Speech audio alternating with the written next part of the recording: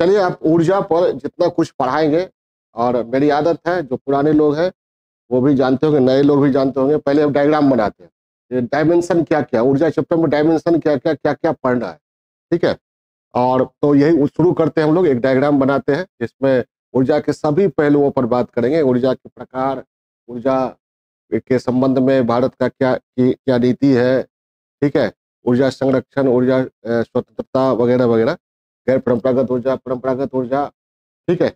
और सभी पहलुओं पर बात करेंगे। तो सबसे पहले इंट्रोडक्शन अगर कहीं लिखने के लिए आता है ऊर्जा पर, एस्से वगैरह में, तो उस लिहाज से हम यहाँ इंट्रोडक्शन दे रहे हैं। जीएस में टू द पॉइंट लिखना पड़ता है, उसमें इंट्रोडक्शन की कोई जरूरत नहीं। जो क्वेश्चन पूछा गया है उसको सीधे शुरू कीजिए, वहाँ भूमिका की जरूरत नहीं है, ठीक है। तो ये कह सकते हैं पाषाण युग से परमाणु युग तक ऊर्जा जीवन का आधार है, तब से लेकर आज तक। बिना ऊर्जा, जिसको हम ऊर्जा कहते हैं साइंस में, वही तो आत्मा है, ठीक है। और जीवन की गुणवत्ता का, क्वालिटी ऑफ लाइफ का भी आधार रहा है। सभ्यता विकसित हुई है किसके सहारे? ऊर्जा के सहारे, ठीक है। ऊर्जा के सहारे ही हम लोग क्या पहले चलते थे, किस पे? बैलगाड़ी पे। वहां किस ऊर्जा का इस्तेमाल करते हैं? बैलगाड़ी पे चलते थे ना। और जैव ऊर्जा, बैल का ऊर्जा इस्तेमाल, ठीक है। और पहिया का इस्तेमाल करते, वहां से हम लोग आ गए, ठीक है। और चलने के लिए पेट्रोल, डीजल, और अब जैव ऊर्जा का भी इस्तेमाल कर। अभी मैंने बताया बायोगैस का इस्तेमाल, जिसमें हो सके ऐसी कार इसी साल लॉन्च करने जा रही है। कौन? सुजुकी। और टाटा और बजाज 2 व्हीलर लॉन्च करने जा रही है। बहुत बड़ी उपलब्धि होगी ये, क्योंकि हम लोग पेट्रोल डीजल हमारे पास है ही नहीं, हमारे देश के पास अधिकांश हम लोग आयात करते हैं, तो हमारी निर्भरता दूसरे पर हो जाती है, ठीक है, जो किसी भी तरीके से उचित नहीं माना जाता है। विकास का आधार भी है और सूचक भी है, इसके बिना विकास हो ही नहीं सकता है। और कोई कितना विकसित देश है, इसका सूचक भी यही है कि वो कितना कंज्यूम कर रहा है, क्या ऊर्जा की खपत कितनी हो रही है वह, ठीक है। तो जैसे अभी देखिएगा, इकोनॉमी के 3 सेक्टर है, कृषि, उद्योग, सेवा। इसमें सबसे कम एनर्जी कंज्यूम किस क्षेत्र में होगा? एग्रीकल्चर में, ठीक है। सोसाइटी में बहुत सारे क्लास है, तो सबसे कम एनर्जी कंज्यूम करने वाला क्लास कौन होगा? शेड्यूल ट्राइब के लोग कम यूज करते होंगे। राज्य में कौन ऐसा राज्य होगा जो सबसे कम खपत यूज करता हो? जो गरीब राज्य होगा, जैसे हमारा बिहार है, ठीक है। झारखंड में तो थोड़ा ज्यादा होगा, बिहार में वहां तो है, बहुत इंडस्ट्री है, ठीक है। तो ये जो हम बताते हैं वो समझते जाइएगा। क्या ऊर्जा का मैंने बताया कहाँ कहाँ खपत ज्यादा होता, तो ये विकास का आधार भी है और सूचक भी है। और ऊर्जा मैंने बताया कई प्रकार है, ऊर्जा के विविध स्रोतों का उपयोग होता रहा है। अब ऊर्जा के कितने स्रोत हैं इस पर आते हैं। जैसे हम बना रहे हैं, पिछले बार बनाए थे, ऐसे बनाइए। ये हम लेंगे स्रोत के आधार पर ऊर्जा के प्रकार, ठीक है। तो ऊर्जा के स्रोत 2 तरह के, कितने? 2 तरह के। परंपरागत ऊर्जा स्रोत, परंपरागत स्रोत जिसको अंग्रेजी में कहते हैं conventional sources of energy, conventional sources of energy. अब कन्वेंशनल सोर्सेज ऑफ एनर्जी में सुन लीजिए, वे स्रोत आते हैं जिनका परंपरागत रूप से उपयोग होता रहा है, खासकर औद्योगिक क्रांति के बाद, ठीक है। तो कौन कौन स्रोत है? कोयला है, पेट्रोल और गैस है, ठीक है। इसका बड़े पैमाने पर यूज हो रहा है, और कोयला और पेट्रोल और गैस के बिना आज हम जीवन की कल्पना ही नहीं कर सकते। समझ रही बात? पूरे विश्व में कर सकते हैं, अब तो बहुत आ गया है, बहुत कुछ हो चुका है, कर सकते हैं। लेकिन अगर कोयला और पेट्रोल और गैस को छोड़ दिया जाए तो सारा इकोनॉमी जो है कई देशों की कोलैप्स हो जाएगी, खाली तेल आधारित देशों की ही नहीं, बाकी देशों की भी, ठीक है। तो ये है परंपरागत स्रोत। परंपरागत स्रोत किसको कहते हैं? ऊर्जा के ऐसे स्रोत जिनका परंपरागत रूप से उपयोग बिजली उत्पादन में खासकर होता रहा है, ठीक है। तो इसमें कौन कौन आएगा? कोयला, पेट्रोल और गैस। इसके बाद हम लोग हाइड्रो पावर का भी यूज कर रहे हैं।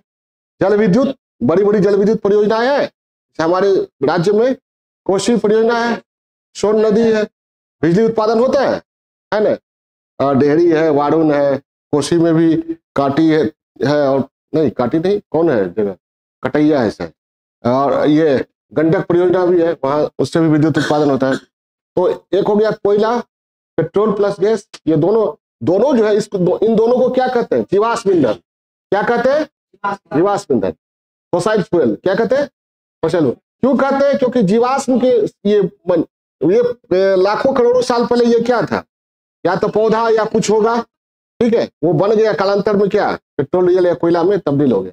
आश्चर्य है, और भी कोयला को अंदर छोड़ दिया जाए तो आगे क्या बनेगा, हीरा तक बन जाएगा। समझ पाई बात। तो परंपरागत स्रोत ये हो गए, और ये एक बार खत्म होता है तो इसका यूज नहीं किया जा सकता, पुनः उपयोग, जैसे कोयला खत्म हो गया पुनः उपयोग कर सकते हैं नहीं।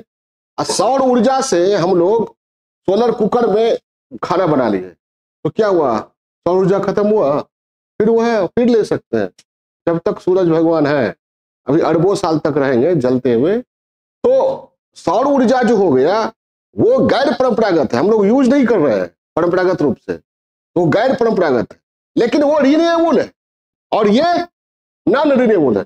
तो जो कन्वेंशनल सोर्स ऑफ एनर्जी है उसको नॉन रिन्यूएबल और नवीकरणीय ऊर्जा स्रोत भी कहते हैं। क्या कहते हैं, और या गैर नवीकरणीय, ये सब वर्ड समझते जाइए।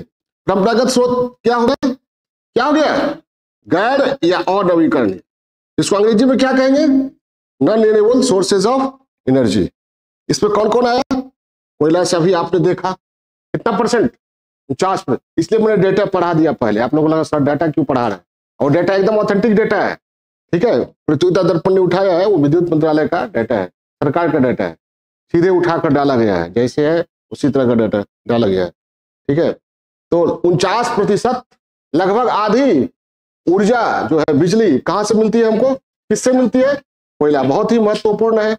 अब लेकिन दिक्कत हमारी यहाँ क्या है कि अच्छा कोयला हमारे यहाँ नहीं है।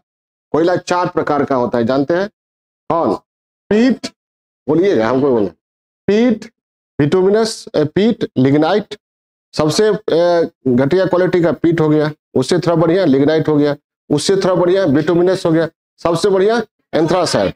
एंथ्रासाइट में लगभग 90% या 90% से ज्यादा ये कार्बन रहता है, ठीक है। तो ये हमारे यहाँ एंथ्रासाइट बहुत कम है, हाँ एंथ्रासाइट बहुत कम है, एंथ्रासाइट अच्छी क्वालिटी वाला वो एंथ्रासाइट मिलता भी है, वो कारगिल एरिया जानते होंगे आप लोग। तो कोयला है, कोयला के साथ तो ये प्रॉब्लम है, ये खत्म होने वाला है, और हमारे यहाँ अच्छी क्वालिटी का कोयला मिलता नहीं, बड़ी मात्रा में हम लोग चाइना से मंगाते हैं, ठीक है। और प्रॉब्लम क्या है, कोयला के साथ बहुत सारा प्रॉब्लम है। कोयला अभी भी हमारे यहाँ विद्युत ऊर्जा का आधार बना हुआ है, 50% लगभग विद्युत हम लोग उत्पादन करते हैं, किससे, कोयला से। हमारे राज्य में कहाँ कहाँ हो रहा है, पाट में हो रहा है, कहलगांव में हो रहा है, नवीनगर में, ठीक है, बहुत जगह है कोयला उसका आधार है, पूरे देश में भी कोयला आधार है। तो ये कोयला विद्युत ऊर्जा का आधार है। और क्या क्या यहाँ पर टेलर दे रहे हैं, टेलर नहीं है, फिल्म की तरह है, सब कुछ हम ये बात कर लेंगे, ये इसलिए डायग्राम लंबा, इसलिए उस दिन 1 घंटे में छोड़ के चले गए थे, क्योंकि वो लंबा चलता, एंड होने वाला था, शाम हो गई थी। तो कोयला का उपयोग कहाँ कहाँ होता है, एक विद्युत उत्पादन में, और परसेंटेज आप लोग को याद होगा ना, एकदम प्रामाणिक, कितना, 49.1%, कितना, 49.1%, लगभग 50% कहिए ना, ठीक है, ये दिमाग में रखिएगा। तो कोयला का एक उपयोग हुआ क्या, विद्युत उत्पादन, दूसरा और कहीं नहीं होता है, खाना बनाने में नहीं होता है, खाना बनाने में, हाँ पहले ट्रेन चलाने में कोयला का यूज होता था, और ट्रेन में कोयला का यूज क्यों होता था, बॉयलर जलाने के लिए, और उससे भाप निकलता था, भाप से चुक चुक चुक चुक, ईट भट्टी में भी कोयला का, देखिए कितना अभी दिमाग में आ रहा है ना सब कुछ, ठीक। तो कोयले का बहुआयामी उपयोग होता था। तो उस पर हम लोग ये करेंगे कोयला, लेकिन इसकी सबसे निगेटिव क्या है, ये कोयला का कितना, लगभग हमारे यहाँ 50%, लगभग 50% क्या करते हैं, बिजली अपने देश की बात करेंगे उत्पादन करते हैं, और इसका उपयोग बहुआयामी उपयोग है, क्या है, सांस्कृतिक उपयोग भी है, क्या, धूप बनाया जाता है, अगरबत्ती, और जो काली माई का रूप धारण करता होगा तो कोयला यूज करता होगा। ठीक है, भयामी उपयोग है। लेकिन दिक्कत क्या है इसके साथ, प्रॉब्लम क्या है? हाँ, जीवाश्म ईंधन है। तो ये प्रॉब्लम है कि ये CO2 एमिशन करता है। और हमारे मोदी प्रधानमंत्री ने कहा है जलवायु परिवर्तन सम्मेलन में कि हम CO2 एमिशन धीरे धीरे कम करेंगे। तो कोयला हमारी पॉलिसी में क्या है अभी, याद रखिएगा कि कोयला से जो हम लोग विद्युत उत्पादन करते हैं वो धीरे धीरे क्या करें, कम। ये ब्रेन में, दिमाग में ये सारा ब्रॉड आइडिया हम देते जा रहे हैं, वो दिमाग में रखिएगा। हमारी अभी पॉलिसी क्या है, कोयला को पकड़े रहने की, छोड़ने की, सीमित करने की। हो जाए बात, जो भी बोलते हैं सब ध्यान। यानी हमारी पॉलिसी में क्या हो है, अभी कोयला का उपयोग क्या करें, सीमित करें। ऐसे भी इसका भंडार क्या है, सीमित है। ठीक है, और क्या प्रॉब्लम है कोयला के साथ? कोयला जहां भी खनन होता है तो वायु प्रदूषण होता है। धनबाद में जाइए या और भी कोलियरी में जाइए जहाँ कोयला, और वहां पर कपड़ा फैलाइए, हाँ, जितना साफ होगा वो शाम में क्या हो जाएगा, काला हो जाएगा। ठीक है, अब वहां पे और तो वायु प्रदूषण होता है। ठीक है, और कोयला को निकालने के लिए डायनामाइट मारा जाता है, तोड़ा जाता है, ध्वनि प्रदूषण होता है। और पानी होगा वहां तो जल प्रदूषण होगा ही। दामोदर एकदम काला हो गया, सब शायद दुनिया की सर्वाधिक प्रदूषित नदियों में एक है। कोई दामोदर देखे ना, दामोदर देखे नहीं हो? दामोदर नदी, सबसे पहले दामोदर नदी घाटी परियोजना ही बनी ना, तो एकदम काला हो गया है। हम देखे रजप्पा में दामोदर नदी बहती है, एक तरफ से भैवी नदी बहती है। रजप्पा का नाम सुने, छिन्नमस्तिका मंदिर है, शक्तिपीठ माना जाता है। तो वो ये कोयला जो है जल प्रदूषण, वायु प्रदूषण, ध्वनि प्रदूषण का आधार है। और श्रमिकों का शोषण भी बहुत होता है। कोयला पर बहुत फिल्म बना है, कुछ नाम जानते हैं आप लोग? इसके सराउंडिंग में बहुत कुछ हम बोलेंगे। जीएस इसी को कहते हैं, एक तरफा मत चलिए, भयामी बातें करेंगे, सभी बातें काम की होंगी, ध्यान में रखिएगा। कोयला पर फिल्म बटे, कोयलांचल। कोयला किसका है? शाहरुख खान का, याद है? कोयलांचल विनोद खन्ना का। और गैंग्स ऑफ वासेपुर, कोयलांचल की ही कहानी है। बहुत सारा फिल्म में बहुत सारी फिल्में बनी है कोयला पर, कोयलांचल पर। ठीक है, तो ये है कोयला का संदर्भ, समझ गए। हर एक तरह से हम लोग कोयला पर बात कर लिए। और अंत में हमारी एक बात याद रखिएगा कि भले ही 50% हम लोग एनर्जी, बिजली ले रहे हैं कोयला से, लेकिन हमारी पॉलिसी जो है वह क्या है, कोयला पर निर्भरता को बिल्कुल ही समाप्त कर दिया जाए, सीमित किया जाए, धीरे धीरे समाप्त। क्यों? क्योंकि ऐसे भी हमारे यहाँ भंडार कम है। ठीक है, और ये इकोलॉजिकल इंबैलेंस भी पैदा करता है। जहां भी कोयला खनन होता है वहां पारिस्थितिकी असंतुलन भी पैदा होता है। ठीक है, किसी से छुड़वा दे, चली जाइए, लगता है ठंडा लग। ये सोनी, आप थोड़ा लेट जाइए, ऑफिस में लेट जाइए, देख लीजिए, थोड़ा हेल्पफुल बनना चाहिए, तो बैठ के देख रहे हैं। तो कोयला के इर्द गिर्द ये सारी कहानी हम लोग देख लिए। और हमारी पॉलिसी क्या है, कोयला का उपयोग सीमित करने की, क्योंकि ऐसे भी भंडार सीमित है, इससे जुड़ी कई समस्याएं भी है। और सबसे बड़ी समस्या क्या है, CO2 एमिशन की, जो ग्लोबल वार्मिंग को बढ़ाता है। ठीक है, ग्लोबल वार्मिंग को रोकने के प्रति हमारा देश प्रतिबद्ध है। ठीक है, बार बार हमारे देश के प्रधानमंत्री ने जलवायु परिवर्तन सम्मेलन में भी और कई जगहों पर इस बात पर जोर दिया है कि हम जीवाश्म ईंधन पर निर्भरता कम करेंगे। हो गया, क्या गया कोयला। उसके बाद ये है पेट्रोल एवं गैस। पेट्रोल एवं गैस का उपयोग, इसमें क्या है, इसमें तो हमारी लगभग 70 से 80% निर्भरता क्या है, पश्चिमी देशों पर है, पश्चिमी एशियाई देशों पर, मतलब अरब कंट्रीज पे है, गल्फ कंट्रीज पे है। ठीक है, और इसके साथ भी प्रॉब्लम क्या है, इसके साथ क्या प्रॉब्लम, वायु प्रदूषण, CO2 एमिशन होता है, जलता है तो CO2 एमिशन होता है, जो ग्लोबल वार्मिंग का आधार है। क्या ठीक है ना? दोनों क्या है, समझ गए ना? ये दोनों को क्या कहते हैं, जीवाश्म ईंधन। तो पेट्रोल और गैस के साथ हमारी यहाँ प्रॉब्लम क्या है, इसका भी उपयोग किस में होता है, विद्युत उत्पादन में होता है, बिजली उत्पादन में होता है। अभी इसने तो भी आपको डेटा दिए, कितना है तेल और गैस, कितना है दोनों मिला के 6। कोयला थोड़ी कर रहे हैं, कैंसिल होगा ना, क्या कर दिया है, डोंट पर नहीं होगा ना, कॉल पटो नहीं होगा ना, क्या तुम कर देता है। चलिए चला गया, फिर से थोड़ा ये कर लेते हैं, स्टार्ट करो। गैर परंपरागत या नवीकरणीय। गैर परंपरागत अंग्रेजी में क्या कहेंगे? नॉन कन्वेंशनल और रिन्यूएबल सोर्सेज ऑफ एनर्जी। इस पर बात करेंगे। पहले हम लोग परंपरागत पर बात कर रहे थे, कोयला पर के सराउंडिंग सारा कुछ बात हो गई थी। हाँ बोलिए। तो लकड़ी जो है वो जीवाश्म ईंधन हो गया, ठीक है। और लकड़ी ऐसे तो आप कहिएगा तो जैसे हम गैर परंपरागत में हम लोग क्या शामिल करते हैं? सौर ऊर्जा। लेकिन सौर ऊर्जा आप जो जैसे आप कह रहे हैं उस हिसाब से सौर ऊर्जा भी गैर परंपरागत नहीं है, क्योंकि सोलर एनर्जी का हम लोग इस्तेमाल करते रहे कपड़ा सुखाने में, और जाड़े की धूप हीट एनर्जी लेते हैं बैठ के, तो वो नहीं। औद्योगिक क्रांति के बाद व्यापक रूप से लकड़ी का व्यापक रूप से थोड़ी उपयोग होता रहा। औद्योगिक क्रांति के बाद जब तकनीकी विकास हुआ, तकनीकी क्रांति हुई, उसके बाद परंपरागत और गैर परंपरागत की बात करें। समझ में आई बात?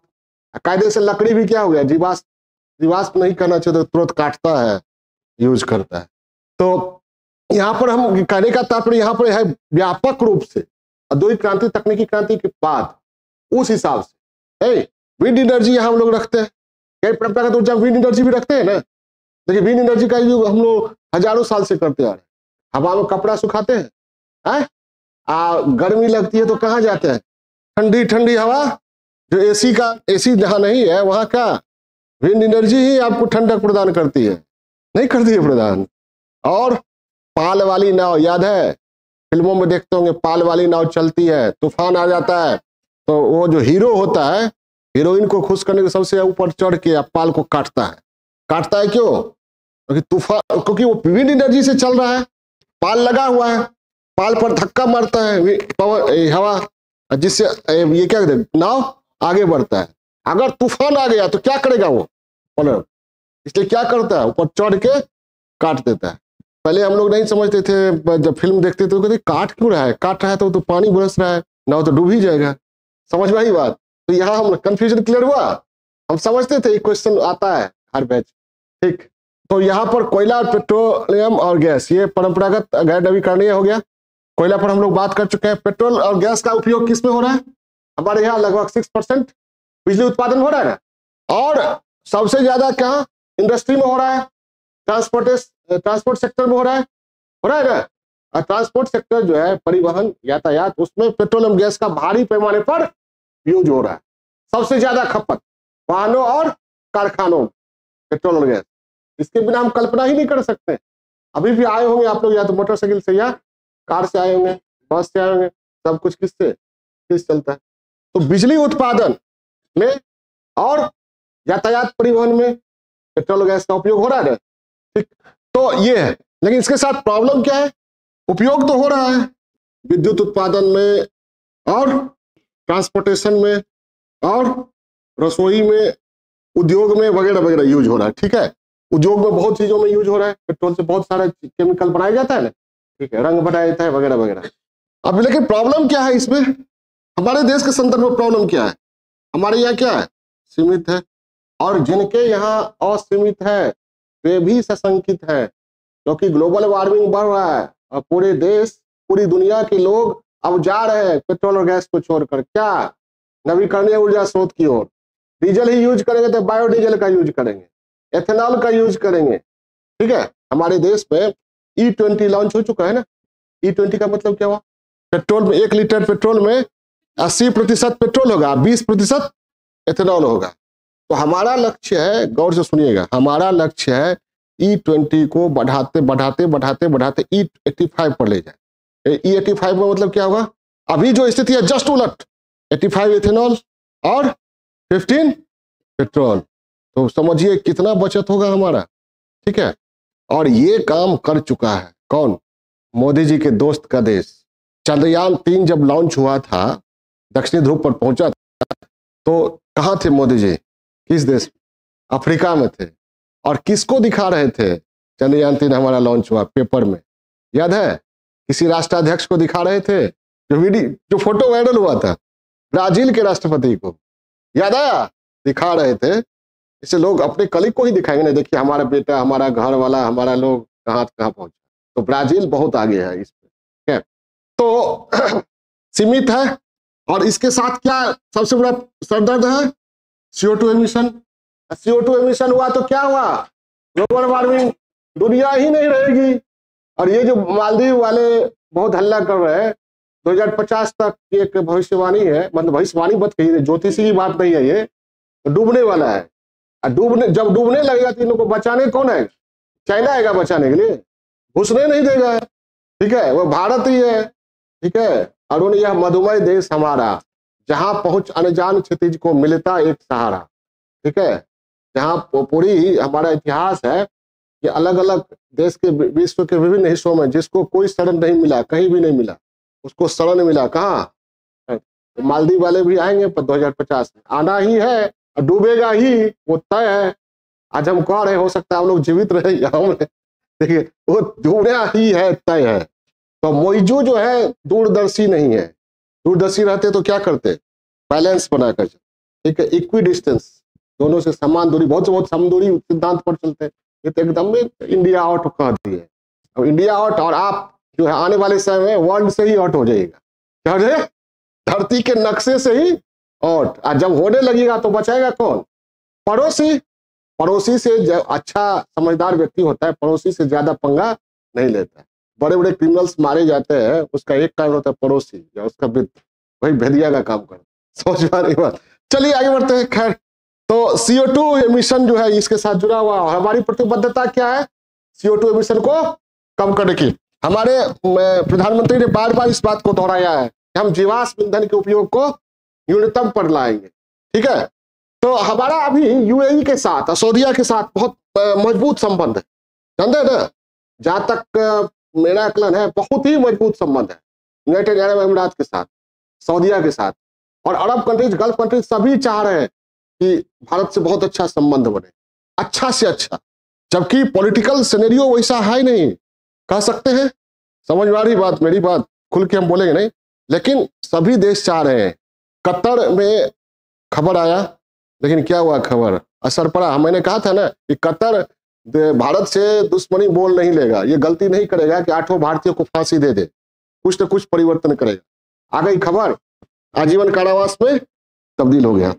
तो क्योंकि पेट्रोल और डीजल का जमाना जाने वाला है, ठीक है, एथेनॉल का जमाना आएगा, बायोडीजल का जमाना आएगा, इसका जमाना आएगा। और जब इसका जमाना आएगा तो इंडिया के किसान, वहां के जो आज शेख है, इंडिया के किसान उसी स्थिति में होंगे। ठीक है, जो है हमारी यहाँ जीवाश्म ईंधन को कम करने की दिशा में पहल हो चुकी है, ठीक। और जब हम लोग जीवाश्म ईंधन को छोड़ देंगे तो इन लोगों का, अरब कंट्रीज का सबसे बड़ा ये कस्टमर कौन है? भारत और चाइना। समझ पा रही बात? तो भारत जब छोड़ देगा तब उनके यहाँ तो कुछ है नहीं, खाली तेल है, उनको भोजन कहाँ से मिलता है? समझ में आई बात? इसीलिए यहाँ के फूड प्रोसेसिंग में UAE, सऊदी और सब चाह रहा है जल्दी से जल्दी इन्वेस्टमेंट करें। खैर चलिए, CO2 एमिशन की ये है प्रॉब्लम। तो इसमें इन दोनों को लेकर हमारी पॉलिसी क्या है? जीवाश्म ईंधन, फॉसिल फ्यूल पर निर्भरता कम। क्यों? इसका मूल 2 कारण, एक तो हमारे यहाँ सीमित भंडार है, और दूसरा जलवायु परिवर्तन सम्मेलन के प्रति हमारी प्रतिबद्धता। ठीक है, आगे बढ़े। अभी पेट्रोल और गैस बहुत प्रॉब्लम करता है, ये क्रिएट करता है, ठीक है। प्रॉब्लम ये भी होता है कि हमारी कूटनीतिक दृष्टिकोण से हमें कमजोर बना देता है। एक बार एक ये जो हुआ था, वाकया हुआ था, किसी छोटे छोटे वाकया पे, कश्मीर इशू पे या 370 खत्म हुआ तो सभी जो अरब कंट्री आंख दिखाने लगते, ठीक है। तो ऐसे ही आंख दिखाने की प्रवृत्ति पर अंकुश लगाने के लिए हमारे परिवहन मंत्री ने कहा था कि 5-6 साल के अंदर हम पेट्रोल पंप बंद कर देंगे। नहीं समझे? कहने का मतलब E20 को बढ़ाते बढ़ाते, अब जब मजबूरी में जब वो लोग मान लीजिए पेट्रोल डीजल देना बंद कर दे कोई, तो उपाय तो निकलेगा ही ना, ठीक है। और कहा जाता है जब आप खूब दबाव में होते हैं तभी अच्छा उपाय निकलता है। तो निर्भरता को कम करना। उसके बाद परंपरागत स्रोत एक है, बड़ी जल विद्युत परियोजना है। कौन? जल विद्युत। जल विद्युत का कितना है बताइए? इसका कितना बताया था मैंने? लगभग 50%। इसका, इससे विद्युत कितना? 6% लगभग। जल विद्युत का कितना हिस्सा देखिए, 11.2%, ठीक है, विद्युत उत्पादन में भागीदारी। और मैंने पहले ही बताया कि जब हम लोग आजाद हुए थे उस समय हमारे यहाँ कितना मेगावाट? 1362 मेगावाट बिजली का उत्पादन हो रहा था। अभी कितना हो रहा है? 4,17,000, कह सकते हैं 4 लाख से ज्यादा। ठीक है, ये बताता है कि डेवलपमेंट हुआ इंडिया में, ऐसा कि डेवलपमेंट नहीं हुआ। डेवलपमेंट किसी एक पार्टी की नहीं, कलेक्टिव डेवलपमेंट है ये। जल विद्युत, ठीक है, जल विद्युत क्या, इससे बिजली का उत्पादन होता है और ये बहुआयामी इसका उपयोग है। एक तो ऊर्जा, सिंचाई होता है, पर्यटन, ठीक है, बैराज पर जाते हैं पिकनिक मनाने, पर्यटन होता है, घूमने जाते हैं ना, बाढ़ कंट्रोल होता है। हमारे यहाँ कोसी परियोजना जो है उसका एक प्रमुख उद्देश्य क्या है? बाढ़ कंट्रोल करना। ये उपयोग तो है। अब ये जल विद्युत उत्पादन कैसे होता है? जल विद्युत उत्पादन कैसे होता है सभी लोग जानते हैं, देखे भी होंगे बैराज, ठीक है, ये परियोजना को देखे भी होंगे। पानी को रोका जाता है, एक मिनट, तो पानी को जो रोका जाता है तो एक बड़ा सा डूब क्षेत्र बनता है, अब फाटक बना दिया गया, ठीक है, और वहां पानी को गिराकर टरबाइन चलाकर बिजली पैदा किया जाता है, यही ना? ठीक है, पानी को रोककर, ठीक है, टरबाइन पर पानी गिराकर, ठीक है, पानी की गतिज ऊर्जा से विद्युत ऊर्जा का उत्पादन, यही है बेसिक कंसेप्ट, यही है। तो इस क्रम में क्या होता है, पानी को जब रोका जाता है एक डूब क्षेत्र बनता है। क्या बनता है? बहुत बड़ा। तो डूब क्षेत्र जब बन रहा होता है तो क्या होगा? आसपास का इकोलॉजिकल इंबैलेंस, पारिस्थितिक संतुलन बिगड़ेगा, बायोडायवर्सिटी लॉस होगा, है? और कभी कभी एक शहर ही डूब जाता है। टिहरी परियोजना में आप लोग देखे होंगे, टिहरी शहर को खाली कराया गया कुछ सालों पहले, याद है? नहीं याद है? नहीं देखी होगी। पूरा टिहरी शहर को खाली कराया गया, हम तो देखे अपने आंखों से, टेलीविजन पर दिखाया गया था टिहरी शहर कैसे डूब रहा है उस टिहरी परियोजना के कारण। ठीक है, ऐसे टिहरी शहर के बारे में उसी समय सुने थे, पेपर में आया था या टीवी पर भी कहा गया था कि टिहरी शहर की जब स्थापना, तो टिहरी परियोजना जो है वो टिहरी शहर जब बस रहा था, राजा ने, जिस राजा ने बसाया, उसके राजा के ज्योतिषी ने कहा था ये 1000 साल से ज्यादा ये शहर रहेगा। ठीक है, कहा जाता है कि उस साल जिस साल वो डूबा 1000 साल हो गया था। अब ये हम ये नहीं करें कि ज्योतिषी सही है या क्या है, ये वाकया उस समय सुनने में आया था। ठीक है, तो टिहरी शहर डूब गया। तो टिहरी शहर डूबा तो एक शहर डूबता है या कोई इलाका डूबता है तो उस इलाके में बहुत सारे सूक्ष्म जीव जंतु होते हैं, लाखों करोड़ों। एक चम्मच मिट्टी जब उठाते हैं ना उससे करोड़ों सूक्ष्म जीव होता है एक चम्मच मिट्टी में, पता है ना? वो तो पूरा शहर डूब जाता है, पूरा इलाका, लाखों करोड़ों सूक्ष्म जीव जंतु होते हैं, पौधे होते हैं, और वहां जो रहने वाले लोग हैं, इंसान है, उसका अपने क्षेत्र से इकोनॉमिकल, सोशल, कल्चरल इंटरेक्शन होता है, जो वो सरकार क्षतिपूर्ति दे के भी वो कंपेंसेशन नहीं कर सकता। ठीक है, तो ये समस्या है। क्या समस्या है? सबसे पहले वहां से लोगों को हटना पड़ता है, डूब क्षेत्र से जन विस्थापन बड़ी समस्या है ये, इसलिए इसका विरोध होता रहा है हमेशा। अब सरकार कहती है कि हम वहां से जो लोग हटते हैं उसको घर दे देते हैं, पैसा दे देते हैं, लेकिन वो जो अटैचमेंट है अपने परिवेश से बाहर कहाँ से देगा जनजातियों को? ठीक है, जंगल कहाँ से देगा? है ना? और बहुत सारे देवी देवता वगैरह वगैरह होते हैं। अभी एक तो ये भी वाकया आया कि सिलक्यारा टनल जो था उसके बगल में मंदिर था, वो मंदिर को हटाने से पहले लोकल लोगों ने कहा कि इसको मत हटाओ, इसको हटाओगे तो प्रॉब्लम क्रिएट हो सकता है। लोगों ने हटा दिया, उसके बाद जो है मजदूर फंस गए। तो फिर क्या किया, ठेकेदार लोगों ने एक टेम्पररी मंदिर बनाया, पता है कि नहीं? न्यूज में आया था, टेम्पररी मंदिर बनाया। तो इसी तरह केदारनाथ इंसिडेंट जो हुआ था, नहीं था बाढ़, हमारे राज्य के भी थे नेता अश्विनी चौबे फंसे हुए थे। हाँ, इन्होंने कहा कि हम बाबा के ऊपर घंटा पकड़ के भर रात रहे। ठीक है आए थे, याद है आप लोगों को? तो उसमें भी कहा जाता है, अब देखिए ये कंजर्वेटिव नहीं है, लेकिन आपको बताते हैं कि लोकल लोगों का जो सेंटिमेंट्स होता है उसको ध्यान में रखना पड़ेगा। तो उसमें वहाँ एक धारिणी देवी का मंदिर था, तो उस मंदिर को हटाया, वो धारिणी देवी के प्रति वहाँ के लोगों में बड़ी आस्था थी। तो जब ठेकेदार वहाँ से हटाने लगे तो लोगों ने विरोध किया, फिर लोगों को आश्वासन दिया गया कि यहाँ से उठा के हम बढ़िया से बना देंगे। तो कहा जाता है कि उठाया तो गया लेकिन बनाया नहीं गया, और लोगों ने विरोध किया कि कहीं बना दीजिएगा, वो नहीं, यही रहना चाहिए। ठीक है, जैसे कहा जाता है मंदिर हटा, 4 घंटे के अंदर वो प्रलय आ गया, जो प्रलय आप लोग देखे होंगे, उस पर एक फिल्म भी बनी है, जय जय हो शंकरा, आदिदेव शंकरा, फिल्म बनी थी, उसी पर है, उसी पर है फिल्म। ठीक है, चलिए। तो जन विस्थापन, ठीक है, इस पर बहुत बड़ी फिल्म, बहुत सारी फिल्में बनी है। कहा जाता है नक्सलिज्म जो हमारे यहाँ, उसका एक कारण ये भी है, जो अपने क्षेत्र से विस्थापित हो जाता है, जिसको क्षेत्र से लगा हुआ है उसको लाख पैसा दीजिए, वो अपना इलाका लोग नहीं छोड़ता है। ठीक है, तो ये जन विस्थापन है। उसके बाद क्या प्रॉब्लम होता है, जंगल वहां का क्या होता है, खत्म होता है, वहां का डाइवर्सिटी लॉस होता है, जमीन चली जाती है लोगों की, और जिधर डूब क्षेत्र बना, पानी रोक दिया गया, तो इस साइड क्या हो गया, पानी की कमी हो गई। अब इस साइड वाले जो हजारों साल से पानी का उपयोग कर रहे थे नेचुरली, प्राकृतिक रूप से बिना आवाज, वो क्या हो गया, निर्भर हो गए किधर, इधर। अब दोनों साइड प्रॉब्लम है, दोनों साइड क्या प्रॉब्लम है, इधर बारिश होगी ज्यादा तो डूब क्षेत्र और भी बढ़ेगा। ठीक है, और इधर क्या प्रॉब्लम, उधर बारिश होगी तो एकाएक छोड़ेगा, एकाएक छोड़े, अचानक बाढ़ आएगा। ठीक है, तो अचानक बाढ़ हमारे जैसे बिहार में है कि जब नेपाल से संबंध गड़बड़ाता है या उधर ज्यादा पानी, तो कहते हैं कि नेपाल पानी छोड़ दिया। तो पहले हमारे यहाँ जो था, बाढ़ आता था, कोसी परियोजना से पहले कहा जाता है बाढ़ आता था 2 दिन 4 दिन 5 दिन 10 दिन 1 महीना रह के उसके बाद लौट जाता था। और जब बाढ़ लौटता था तो बड़ी उपजाऊ मिट्टी छोड़कर जाता था और अच्छी फसल होती थी। तो बाढ़ को वरदान माना जाता है कोसी अंचल में। आज भी बहुत लोग बोलते हैं कि बाढ़ नहीं आता तो दिक्कत हो जाती है खेती में। अब क्या हुआ, बाढ़ के साथ रहने की जो कला थी वो लोग भूल गए, पानी को रोक दिया गया। और जब भी होता है दिक्कत क्या होती है, एकाएक पानी आ जाता है, एकाएक पानी आता है तो भयंकर नुकसान होता है। तो ये दूसरे क्षेत्र में क्या हो जाती है, जल की कमी हो जाती है। तो जल, जमीन, जंगल, जन विस्थापन, जैव विविधता ह्रास की समस्या इसके साथ ये है। तो हर एक सोर्सेज जो है, कन्वेंशनल सोर्सेज ऑफ एनर्जी या non renewable sources of energy जो है, उसके साथ पॉजिटिव्स भी है और नेगेटिव्स भी है। सबसे ज्यादा नेगेटिव्स हमारे लिए कोयला और पेट्रोल गैस। ये गल्फ कंट्रीज या अरब वाले स्टूडेंट्स नहीं पढ़ते होंगे, वो कहते होंगे हमारी इकोनॉमी इसी पर निर्भर है।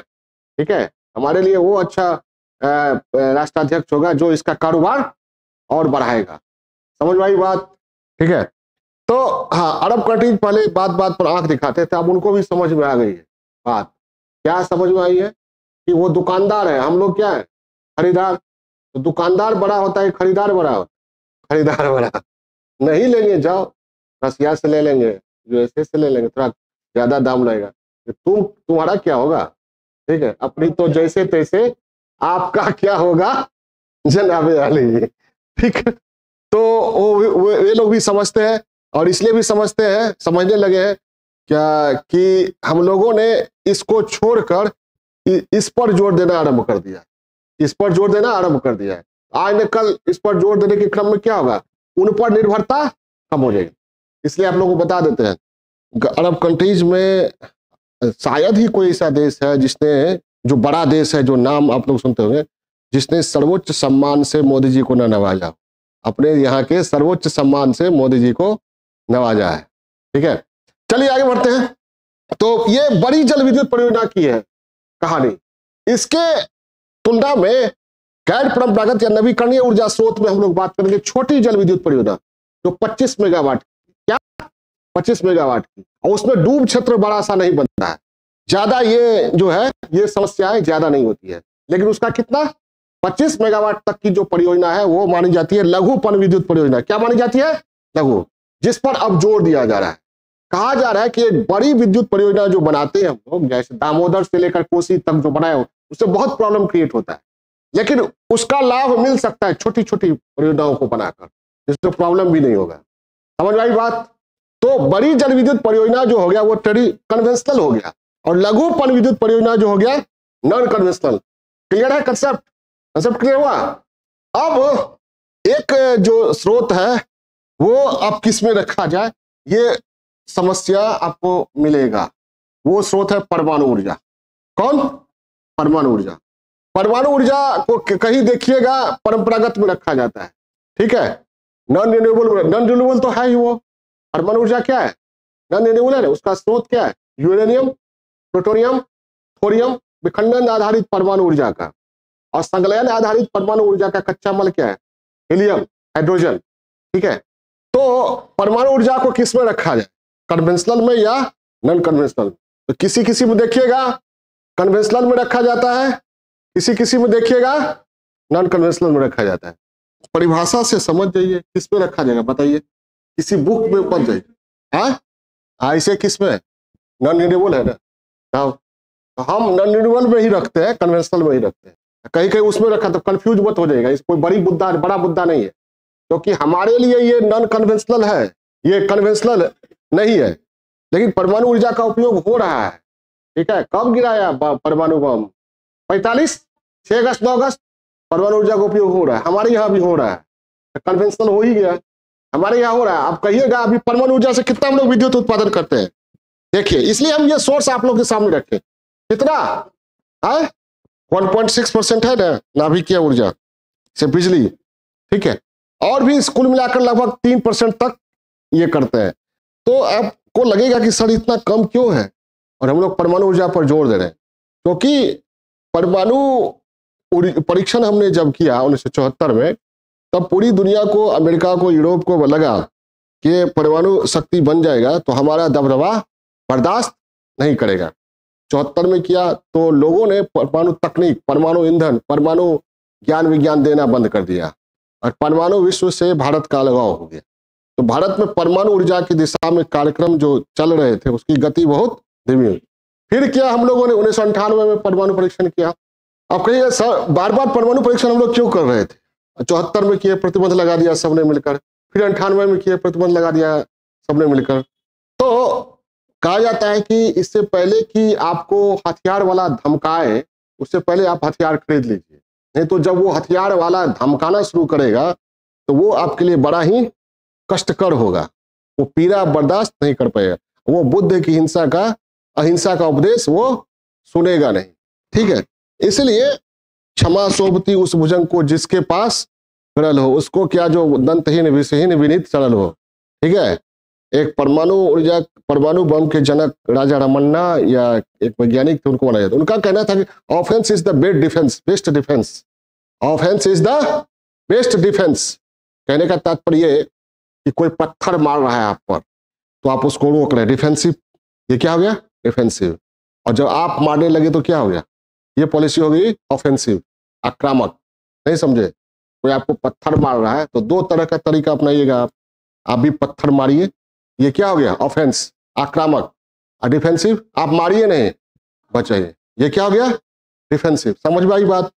तो हमारे जो नीति निर्माता थे, जो चाहते थे परमाणु शक्ति बने भारत, वो थे नहीं, ऑफेंसिव, बना के रखिए, जरूरत पड़ेगी यूज किया जाएगा, बना के रखना जरूरी है। आज जिस समय वो कोई धमकी देगा उस समय सोचिएगा कि हम बनाए, पॉलिसी बनाए, तो देर लगेगा ना, उसे पॉलिसी लेके रखेंगे। कोई AK-47 वाला आपके सामने खड़ा है, आपको कुछ कहेगा नहीं, खाली हथियार आपको दिख जाएगा तो आपका आत्मविश्वास लो हो जाएगा। लेकिन वो अगर हथियार दिखा रहा है और आपके पास भी है, तड़ाक से आप कुछ नहीं कीजिए, आप भी निकाल के, तो डरने की बारी अब उसकी होगी कि हम चलाएंगे तो वो भी चलाएगा, उसने वो नहीं चलाएगा तो उसका बेटा चलाएगा, ठीक है। तब इसलिए कहा जाता है, ये APJ अब्दुल कलाम ने कहा कि परमाणु ऊर्जा जो है, परमाणु बम जो है युद्ध को रोकने वाला हथियार है, युद्ध को रोकने वाला हथियार।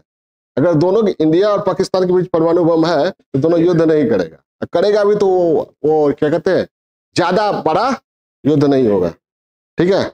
तो ये परमाणु ऊर्जा को हम इसी में रखते हैं, क्लियर है? मेरे पास तो ये है परमाणु ऊर्जा। परमाणु ऊर्जा हमारे ये जानते हैं आप लोग कि परमाणु ऊर्जा जिसको नाभिकीय ऊर्जा भी कहते हैं, क्या कहते हैं, परमाणु ऊर्जा को नाभिकीय ऊर्जा कहते हैं। परमाणु ऊर्जा या नाभिकीय ऊर्जा जो है वो आप लोग सभी लोग पढ़े होंगे कि यूरेनियम पर जब न्यूट्रॉन की बमबारी की जाती है तो उसका एक नाभिक टूटता है और फिर नए न्यूट्रॉन बनते हैं, और ये प्रक्रिया चलती रहती है। इसको क्या कहते हैं, चेन रिएक्शन। इसको क्या कहते हैं, चेन, श्रृंखला अभिक्रिया। तो ये जो, इसी क्रम में जो नाभिकीय विखंडन होता है तो उसमें एनर्जी जनरेट होता है, मुक्त होता है।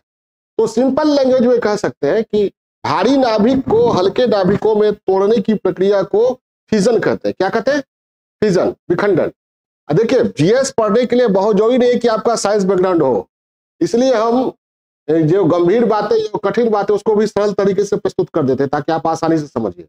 ठीक है, नाभिकीय ऊर्जा क्या हुआ, नाभिक या परमाणु से प्राप्त ऊर्जा क्या हो गया, नाभिकीय ऊर्जा या उसी को परमाणु ऊर्जा, क्योंकि परमाणु के नाभिक का इसमें जोड़ तोड़ होता है। ठीक है, नाभिकीय ऊर्जा क्या हुआ, नाभिक को तोड़ने या जोड़ने से जो ऊर्जा प्राप्त होती है, सरल शब्दों में नाभिक को तोड़ने या जोड़ने से जो ऊर्जा प्राप्त होती है उसको क्या कहते हैं, नाभिकीय ऊर्जा। और चूंकि ये परमाणु के नाभिक की बात है इसलिए इसको परमाणु ऊर्जा भी कहते हैं। क्लियर है। अब मैंने कहा कि तोड़ने और जोड़ने, तो तोड़ने से जो ऊर्जा प्राप्त होती है उसको विखंडन आधारित परमाणु ऊर्जा क्या कहते हैं, या विखंडन आधारित परमाणु ऊर्जा या विखंडन आधारित नाभिकीय ऊर्जा। क्लियर है। और जोड़ने से जो ऊर्जा प्राप्त होती है, जोड़ने से मतलब हल्के नाभिकों को जोड़कर बड़े नाभिक बनाया जाता है और उस प्रक्रिया में जो ऊर्जा मुक्त होती है वो क्या हो गया, संलयन आधारित।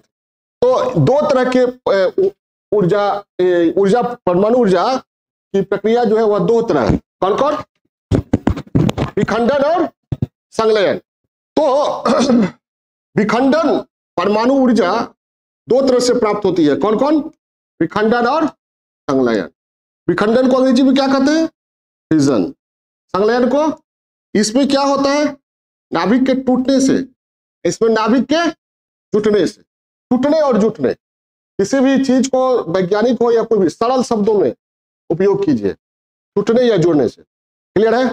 विखंडन आधारित जो ऊर्जा होगी, अभी आपने देखा कि ये चेन रिएक्शन होता है। विखंडन जो होता है वो क्या होता है, चेन रिएक्शन होता है। तो चेन रिएक्शन जो होता है अगर वो कंट्रोल कर लिया गया तो कंट्रोल करने के लिए रिएक्टर बनाया जाता है और उससे हम लोग क्या करते हैं, उस ऊर्जा को कंट्रोल कीजिएगा तो रोके रखिएगा तो प्रॉब्लम होगा ना। उसका रूपांतरण हम लोग करते हैं किसमें, बिजली में, या रेडियो आइसोटॉप्स लेते हैं वहां, औषधि या रेडिएशन लेते हैं वहां। समझ में आ रही बात। क्लियर है। ठीक है, क्लियर है। तो परमाणु ऊर्जा का बहुत सारा उपयोग करते हैं, लेकिन अगर अनकंट्रोल्ड वे में करते तो वही परमाणु बम हो गया। समझ आई बात। नियंत्रित श्रृंखला अभिक्रिया क्या हो गया, परमाणु रिएक्टर। कंट्रोल करने के लिए अनियंत्रित परमाणु। तो दो तरह से विखंडन आधारित नाभिकीय ऊर्जा का दो तरह से उपयोग हो रहा है। कौन कौन, बिजली और बम। बिजली क्या हो गया, नियंत्रित श्रृंखला अभिक्रिया, और बम क्या हो गया, अनियंत्रित। क्लियर है, कंसेप्ट क्लियर है। क्या क्या, नियंत्रित, नियंत्रित करने के लिए क्या बनाया जाता है, रिएक्टर, न्यूक्लियर रिएक्टर कहते हैं या एटॉमिक रिएक्टर कहते हैं। ठीक है, वो शिवलिंग के आकार का होता है। ये भी रहस्य ही है, जो हमारे यहाँ का शिवलिंग उसी आकार का क्यों है, समझ में आ रही बात। नहीं यार, बड़ा सा शिवलिंग है। रिएक्टर हो गया, इसमें क्या किया जाता है, fission controlled cadmium boron rod use किया जाता है, उसके बारे में हम लोग पढ़ेंगे। और अनियंत्रित क्या हो गया, इसका इस्तेमाल किस में करते हैं, बिजली में, सब कुछ में होता है, चिकित्सा में, भोजन को जीवाणु मुक्त करने में यानी खाद्य सुरक्षा में, बहुत चीज में यूज होता है जो हम लोग पढ़ेंगे। और इसका सैन्य उपयोग है। और नियंत्रित का क्या उपयोग है, असैन्य उपयोग। क्या, असैन्य उपयोग। असैन्य उपयोग को भी कह सकते हैं नागरिक उपयोग। क्या कह सकते हैं, नागरिक उपयोग। अनियंत्रित क्या हो गया, सैन्य उपयोग। क्या, सैन्य उपयोग। और ये क्या हो गया, दूसरे शब्दों में अनागरिक उपयोग। इससे क्या बनाया जाता है, बम, परमाणु बम। क्लियर है। अब यहाँ पर एक मिनट देखिए, फिर हम ये सब फिर डिटेल पढ़ाएंगे। अभी तो अब संलयन जो है, संलयन क्या है, हल्के नाभिक को जोड़ना। ये जोड़ने के लिए ना लगभग 1 करोड़ डिग्री केल्विन टेम्परेचर चाहिए, उसी पर ये जोड़ेगा। तो संलयन के पहले वैज्ञानिक फिजन कराते हैं, तब संलयन की प्रक्रिया संपन्न होती है। समझ आई बात। तो संलयन के कराने के लिए, एक मिनट, संलयन को कराने के लिए पहले क्या होना चाहिए, विखंडन। तो अभिखंडन कंट्रोल वे में होगा। कंट्रोल वे में करने के लिए फ्रीजर चाहिए, नहीं समझे, जिसमें वो प्रक्रिया हो और जो इतने ताप को कंट्रोल कर सके। ठीक है, बड़ा सा रेफ्रिजरेटर, वो ITR परियोजना चल रही है संलयन आधारित फ्रांस में, उसके लिए हम ही लोग बना रहे हैं। शायद दुनिया का सबसे बड़ा वो रेफ्रिजरेटर होगा, क्रायोस्टेट, हम लोग ही बना रहे हैं, इंडिया ही दे रहा है। खैर जब संलयन पर आएंगे तब बताएंगे। तो इसका भी कंट्रोल्ड वे में और अनकंट्रोल्ड वे में, इसमें भी बिजली पैदा की जा सकती है और इसमें भी बम बनाया जा सकता है। तो अनकंट्रोल्ड फ्यूजन प्रोसेस जो है वो हम लोगों ने कर रखा है पूरी दुनिया में। हम लोगों ने भी बम बना लिया, हाइड्रोजन बम बना लिया है क्या।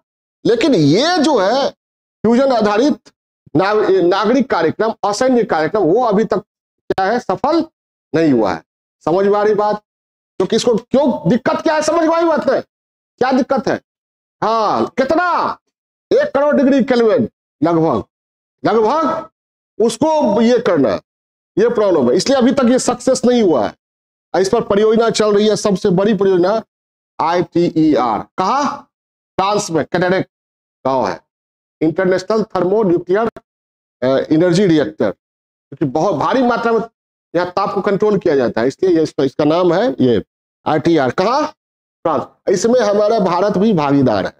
अगर ये सफल हो गया तो दुनिया की ऊर्जा समस्या सदा के लिए, क्योंकि इसमें कच्चा माल कौन है?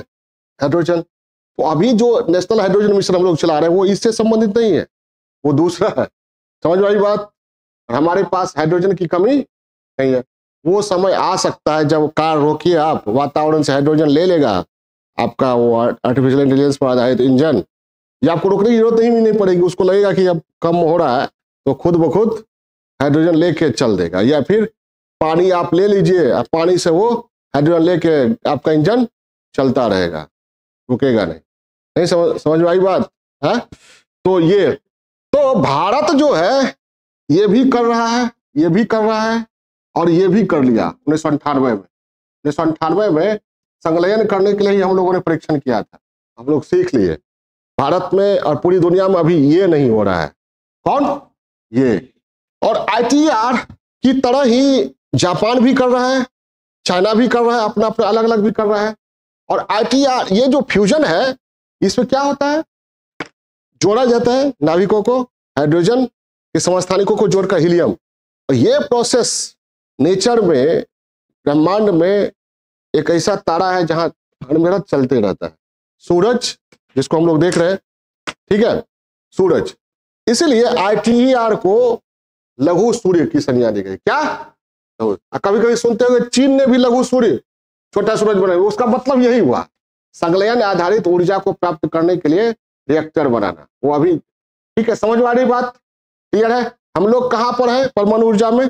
विखंडन आधारित, नियंत्रित, अनियंत्रित दोनों ही कर चुके हैं, संलयन आधारित और नियंत्रित कर चुके हैं। ये पूरी दुनिया का जो सामूहिक प्रयास हो रहा है उसमें हम भागीदार हैं। अच्छा खासा दबदबा वहां पर है हमारा। चले आइए, ठीक है। तो कौन कितना हो गया? ये 2 तरह से हो गया, हम ऊर्जा प्राप्त कर सकते हैं। कौन कौन? विखंडन आधारित ऊर्जा, ये जो करेंगे हम लोग, क्यों करेंगे? और क्या, बम बना लेंगे हम लोग? बम बनाए कि नहीं? बम बनाए ना, अभी ना बताया कहानी, offence is the best defence, बताया ना, क्लियर है? तो ये विखंडन आधारित जो हम लोग कर रहे हैं, वो हमारे यहाँ विखंडन आधारित परमाणु ऊर्जा कार्यक्रम का 3 चरण है। और कौन? 3 चरण है। तीनों चरण की बात करेंगे हम लोग। इस यहाँ पर केवल एक यही चीज समझ लीजिए कि फर्स्ट स्टेप में या फर्स्ट फेज में यूरेनियम को इस्तेमाल किया जा रहा है कच्चा माल को, दूसरे चरण में प्लूटोनियम, तीसरे चरण में थोरियम। ये थोरियम जो है हमारे यहाँ उड़ीसा और केरला के तट पर भारी मात्रा में, दुनिया का सबसे बड़ा भंडार। अब पहले चरण के तहत कई रिएक्टर बनाए जा चुके हैं और उससे ये बिजली उत्पादन भी हो रहा है। संलयन में क्या है? प्रयास जारी है। इसमें हम लोग पढ़ेंगे ITER के बारे में। किसके बारे में? ITER के बारे में। ITER में भारत भी भागीदार है, लगभग 9.1% की भागीदारी भारत की है। तो विखंडन आधारित भारत का जो परमाणु ऊर्जा कार्यक्रम है वह कितने चरण का है? 3 चरण का है। तीनों चरण के बारे में हम लोग विस्तार से पढ़ेंगे वहां, क्लियर है? सेकंड में प्लूटोनियम, क्लियर है? कंसेप्ट क्लियर हुआ? अब परमाणु ऊर्जा, विखंडन आधारित परमाणु ऊर्जा कार्यक्रम का हम लोग उपयोग भी कर रहे हैं। इसका पॉजिटिव पहलू क्या क्या है और नेगेटिव पहलू क्या है, या परमाणु ऊर्जा का पॉजिटिव पहलू या सकारात्मक उपयोग। सबसे पहला उपयोग क्या है पूछा जाएगा? परमाणु ऊर्जा कार्यक्रम का रचनात्मक उपयोग, सकारात्मक उपयोग, सामाजिक आर्थिक उपयोग, नागरिक उपयोग और सैन्य उपयोग। सबका आंसर एक ही होगा। सबसे पहला उपयोग क्या होता है? बिजली, विद्युत, चिकित्सा, फूड प्रोसेसिंग या खाद्य सुरक्षा, खाद्य प्रसंस्करण और पुरातात्विक अवशेषों की आयु निकालने के लिए होता है। पाइपलाइन में रिसाव हो रहा है कहीं, उसका पता लगाने में भी होता है। और हमारे लिए परमाणु ऊर्जा का एक पॉजिटिव पहलू ये है, इसको क्लीन, ये ग्रीन फ्यूल माना जाता है, स्वच्छ क्लीन ऊर्जा माना जाता है, स्वच्छ ऊर्जा, क्योंकि तो इसमें CO2 नहीं होता है। समझ में आई बात। दूसरी बात, हमारे लिए क्या है, थोरियम का विशाल भंडार है हमारे। अगर तीसरे चरण का भी उपयोग नहीं हो रहा है, ये प्रायोगिक चरण है हमारे यहाँ, अगर ये सफल हो जाता है तो हमारी निर्भरता दूसरों पर ही खत्म हो, या फिर ITR से हम लोग उत्पादन करने लगते हैं, ITR का अनुभव लेकर संलयन आधारित बिजली पैदा करने लगते हैं, तो भी हमारी समस्या सदा के लिए खत्म। तो ऊर्जा सुरक्षा के दृष्टिकोण से भी ठीक है। और हमारे लिए एक कूटनीतिक पहलू भी है परमाणु ऊर्जा का। कूटनीतिक पहलू क्या है? हाँ, शक्ति संतुलन। शक्ति ही विश्व राजनीति का अनिवार्य सच है, इसको आप झुठला नहीं सकते। अगर झुठलाते हैं तो कभी कभार कोई आके कूट देगा। और वही बात कहा जाता है 62 में हमारे पास परमाणु बम रहता है तो चाइना हिम्मत ही नहीं करता, ठीक है। जब से परमाणु बम आ गया तो थोड़ा बहुत बंदर घुड़की देता है, फिर बैक हो जाता है। समझ में आई बात। तो इसका कूटनीतिक महत्व है, राजनीतिक महत्व है, शक्ति संतुलन। अभी ना बताया मैंने आपको कि सामने वाला के पास AK-47 है, आपके पास नहीं है, तो आप हमेशा कुछ कहे ना कहे दबाव में रहिएगा। जिसके अगर पड़ोसी को AK-47 है तो उसके घर का एक तो बच्चा भी आ जाएगा, कहेगा बाबूजी बोल रहे थे कि गाड़ी हटा लो, आप दबाव में आ जाइएगा। बच्चा आया है कहने के लिए, बच्चा को भेजवाया है, इसका मतलब समझ आई बात। अगर AK-47 रहेगा तो बच्चा को भेजवाएगा ही नहीं, कोई आएगा तो अनुरोध करेगा, रिक्वेस्ट करेगा। तो शक्ति संतुलन, पावर को बैलेंस करने के लिए, ठीक है।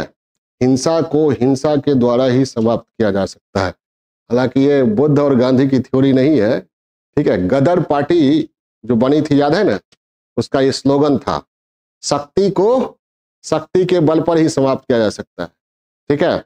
अहिंसा परमो धर्म, धर्म हिंसा तथैव च, मतलब अहिंसा परम धर्म है, लेकिन धर्म की रक्षा के लिए हिंसा भी धर्म है, ठीक है। बहुत लोग कहते हैं गलत है, ये स्टेटमेंट नहीं है गीता वगैरह वगैरह, लेकिन भारत का इतिहास बताता है कि नहीं, ताकतवर होना जरूरी है। जब जब भारत ताकतवर हुआ तो भारत की तरफ नजर फेरने वाले की नजर निकाल ली गई, और जब जब कमजोर हुआ तो क्या हुआ, अपने ही छत्र से हाथ धोना पड़ा। हेलो। तो आज मजबूती का आधार क्या है? आधुनिक हथियार, और आधुनिक हथियार में एक प्रमुख पहलू है क्या? परमाणु बम। परमाणु बम आपके पास है तो जल्दी कोई धमकी नहीं देगा। वही पाने का प्रयास कर रहा है ईरान। अब उत्तर कोरिया जो क्या कहते हैं ये, हाँ, अमेरिका सरदर्द बना हुआ है, दक्षिण कोरिया का सरदर्द बना हुआ है, ठीक है। चाइना जो है उसको पीठ थोपते रहता है। अब वो किसी के पीठ थोपने पर नहीं रहता उत्तर कोरिया, अपने ही मगन में रहता है, अपनी ही धुन में, हाँ, मतवाला बना रहता है। वो किसके बल पर? परमाणु बम। और उसके बाद लंबी दूरी का मिसाइल भी है ना। दो चीज है, परमाणु बम जैसे डिफेंस में पढ़ाएंगे आप लोगों को, तब बताएंगे कि परमाणु बम काफी नहीं है, परमाणु बम को ढोने वाला ये भी चाहिए। तो मिसाइल भी उसके पास है, 10-10 हजार, 15-15 हजार किलोमीटर दूरी तक। तो अमेरिका अच्छी तरह जानता है कि वाशिंगटन उसके मिसाइल के जद में है, तो वो दिमाग उसका घूमेगा, नहीं समझे तो छोड़ देगा, थोड़ा नहीं समझे, समझ आई बात। तो ये हो सकता है हमारे यहाँ जब मिसाइल डेवलप होता है कोई, तो आप पेपर में क्या पढ़ते हैं, इस मिसाइल की जद में पाकिस्तान का इस्लामाबाद ही नहीं, बीजिंग भी आता है, नहीं समझे। उधर से ग्लोबल टाइम्स है, सरकारी अखबार चीन का, वो लिखेगा कि मिसाइल उतनी शक्ति नहीं है इसमें जो बीजिंग तक आ पहुंचे, और इसको काउंटर करने वाला एंटीसेप्टर मिसाइल हमारे पास बहुत पहले से है। समझ आई बात। तो जवाब का जवाब, शी जिनपिंग की जो पॉलिसी है उसी की तरह मोदी जी भी उसी पॉलिसी पर लगभग चलते हैं, क्योंकि बोलते नहीं है सामने वाले की बात, सामने वाले का नाम नहीं बोलते, सब कुछ बोल देंगे लेकिन सामने वाले का नाम नहीं बोले। चीन भी यही करते रहे, बोलता है सब कुछ लेकिन नाम नहीं बोलता इंडिया का। चलिए आगे बढ़ते हैं। हाँ, तो ये कूटनीतिक पहलू भी हमारे लिए क्या, शक्ति संतुलन बनाए रखने में, ठीक है। खासकर किसके लिए? पाकिस्तान के लिए। पाकिस्तान तो हमारे लिए क्या है, वो हम लोग चाहेंगे भी नहीं कि पाकिस्तान के को कुछ हो, ठीक है, ठीक है, नहीं नहीं, ठीक है। आप अब बिछड़ा हुआ भाई ये कभी न कभी साथ होगा ही, ठीक है। तो इसलिए ठीक ठाक रहे वो, ठीक है। सरदर्द कौन बना हुआ है? चाइना, ठीक है, हम कहते हैं ना चाइना जो है वो खानदानी दुश्मन है। क्या कहते हैं?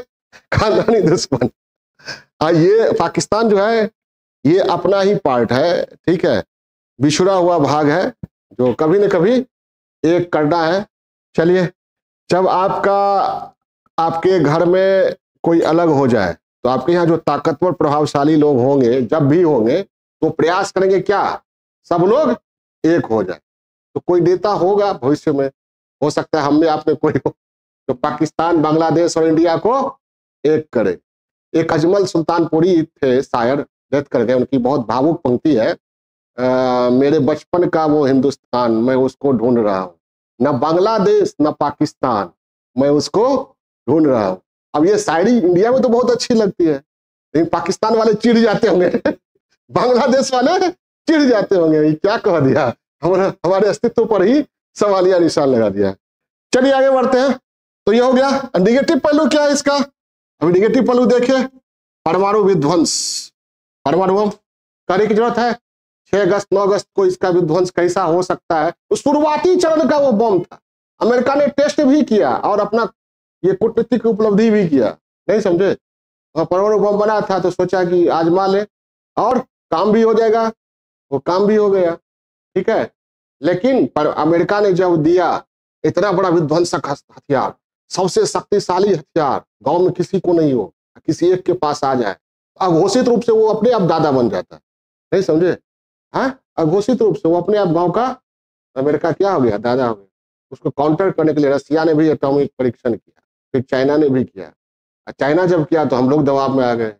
74 में हम लोगों ने कर दे, थोड़ा बहुत कसर जो बाकी था वो पूरा किया 98 में। समझ आई बात? तो ऐसे होता है। तो ये विध्वंस जो है बहुत बड़ा विध्वंस हो सकता है। और कभी भी अगर दुर्घटनाग्रस्त हुआ reactor, railway man web series आई है, भोपाल गैस दुर्घटना, इससे पहले प्रेयर ऑफ रेन एक फिल्म भी बनी थी, देखिएगा, आप लोग जरूर देखिएगा, ये सब देखना चाहिए, इससे आपको बहुत चीज की जानकारी मिलती है। रेलवे मैन वेब सीरीज है, 4 एपिसोड में है, और एक इससे पहले प्रेयर ऑफ रेन। कहाँ क्या कमजोरियां होती है हमारे देश में वो उसमें दिखाई देगा, कब क्या करना चाहिए, ठीक है, वो समझ में आएगा, ब्रॉड व्यू बनेगा। तो ये चेरनोबिल में जब दुर्घटना हुआ, 3 परमाणु दुर्घटना हुआ है, बहुत बड़ा बड़ा रिएक्टर दुर्घटनाग्रस्त हो गया। वो चेरनोबिल जो अभी यूक्रेन में है, पहले यूएसएसआर में था, 3 माइल आइलैंड, ये आपको यूएसए में, और फुकुशिमा कहाँ? जापान। चेरनोबिल में कहा जाता है कि 4000 वर्ग किलोमीटर का एरिया हजारों साल तक रहने लायक नहीं रह गया है, नहीं समझे? उसका वो जो दुर्घटनाग्रस्त हुआ उसके रेडिएशन के प्रभाव से रहने लायक नहीं रह गया।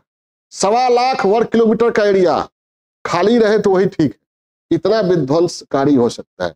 इसलिए हमारे यहाँ भी ये सवालिया निशान उठता है कि जब फुकुशिमा परमाणु रिएक्टर, जापान इतना डेवलप है ना, हम लोग 5G यूज कर रहे, पहले भी यूज कर रहा था, जापान का देखते हैं ना, जापानी टेक्नोलॉजी वगैरह देखिएगा तो लगेगा कि आज का नहीं, ये क्या कहते हैं, बहुत आगे है। तो जब वो फुकुशिमा दुर्घटनाग्रस्त हो सकता है, चेरनोबिल दुर्घटनाग्रस्त हो सकता है, 3 माइल आइलैंड किसका?